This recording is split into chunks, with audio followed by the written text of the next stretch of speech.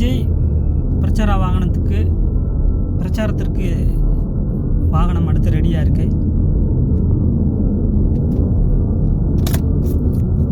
சமீபத்தில் கரூரில் நடந்த இழப்புகளை பார்த்துருப்பீங்க. கூட்ட நெரிசலில் 41 பேர் இறந்தாங்க. எல்லாம் விஜயை பார்ப்பதற்காக வந்தவங்க. விஜயுடைய கட்சியை சேர்ந்தவர்கள் இருக்காங்க. அப்படி இருக்கும் பொழுது 41 பேர் இறந்தாங்க. இது செய்தி வந்து ஒரு 10 பேர் இறந்துட்டாங்க, எல்லாத்தையும் ஆஸ்பத்திரி தூக்கிட்டு போகிறாங்க கூட்ட நெரிசலில் அப்படின்னு தெரிஞ்ச உடனே இவங்கெல்லாம் வந்து 1 மணி நேரத்தில் ஓடியே போயிட்டாரு சென்னைக்கு. அடுத்த கட்ட தலைவர்கள் கூட யாரும் கிடையாது அந்த மக்களை பார்க்கறதுக்கு. அப்படியே விட்டுட்டு ஓடி போயிட்டாங்க.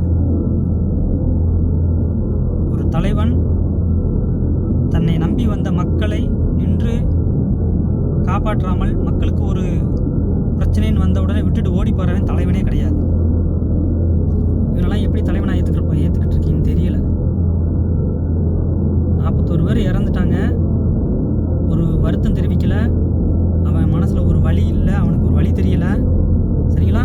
அந்த 41 குடும்பம் தான் இப்போ வலியோடு இருக்குது. ஆனால் அவங்க வாகனம் பாருங்கள், பிரச்சார வாகனம் அடுத்த பிரச்சாரத்துக்கு ரெடியாக நிற்கிது. ஆயுத பூஜைக்கு வந்து சாமி கும்பிட்டு மாலையெல்லாம் போட்டு யம வாகனங்கள் ரெடியாக இருக்குது. யமன் எப்போ வண்டியில் ஏறி வரப்போகிறாருன்னு தெரியல, பார்த்துருந்துக்கோங்க.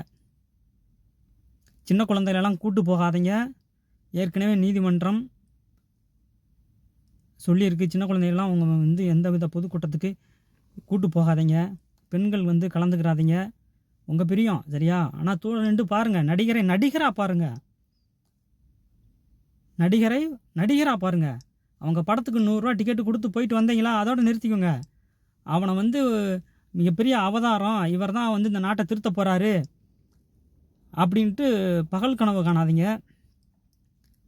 பெரிய பிம்பத்தை உண்டாக்காதீங்க, சரிங்களா? அதாவது கேப்டன் விஜயகாந்த் அவரை விடவா வந்து விஜய் வந்து பண்ணிட போகிறாரு? இது வரைக்கும் இந்த மக்களுக்கு என்ன செஞ்சாருன்னே தெரியல. எல்லா படத்துலையும் வாங்குகிற சம்பளத்தை வச்சு இந்த மக்களுக்கு ஒரு பொது தொண்டு, சமூக சேவை என்ன செஞ்சாருன்னு தெரியல. விஜயகாந்த் வந்து அத்தாம் பெரிய மனுஷன்.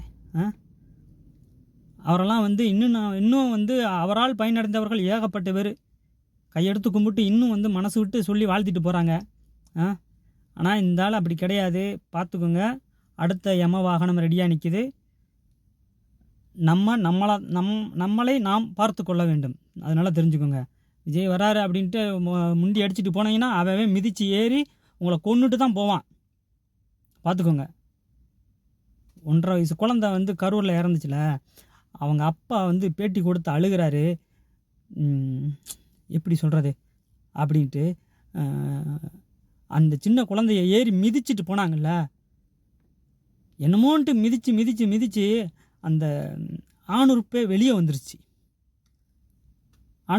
வந்துருச்சு. எவ்வளோ வலி இருந்திருக்கும் அந்த சின்ன குழந்தைக்கு. சும்மா நம்மளை வந்து நம்ம கையில் ஒரு சுற்றிய லைட்டாக பட்டாலே வந்து அந்த வலிக்கும், அந்த துடிப்போம். ஆனால் அந்த சின்ன 1.5 வயசு பிஞ்சு குழந்தைய ஏறி மிதிச்சுட்டு போனால் எப்படிடா? அவங்களுக்கெல்லாம் மனசாட்சியே இல்லையாடா? இனிமேலாவது திருந்துங்க மக்களே. இந்த மக்கள் தான் திருந்தணும், நீங்கள் தான் திருந்தணும். நமக்கான தலைவரை திரையில் தேடாதீங்க, சரிங்களா? ஒரு பிரச்சனைனா உங்கள் கூடயே நிற்கிறாங்கல்ல, அவர் தான் உண்மையான தலைவர்.